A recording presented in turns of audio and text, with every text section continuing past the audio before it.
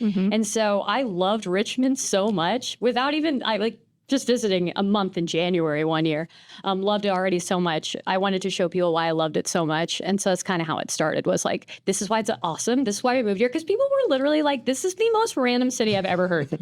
What? Right? Virginia? Richmond? I don't think I've ever even been there. What's it known for? Like, no one knew. And since we had lived, like you guys probably think, some abroad, like, very fancy lifestyle, like, why Richmond, Virginia? And I was like, I'll show you why. So it kind of started to show people So why. what was your first video in town? Do you remember? I think it was a Blue Atlas vegan takeover. Nice. But yeah, I'm almost positive that was the first video. Pick a talented chef on that one. Ben's great. What was the initial, like, were you, I mean, obviously you're not nervous. You seem to have lots of confidence and like, you seem to be doing fine. You've done this a million times in other cities and other countries.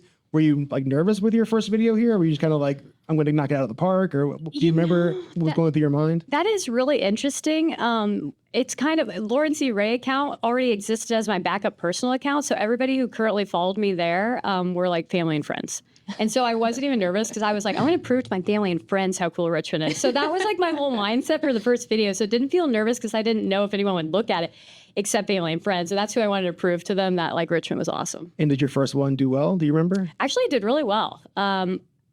Almost immediately, all my videos did really well, which was really awesome. Cool. So I guess vegan food was needed. Like people wanted to hear about it. Yeah. Yeah.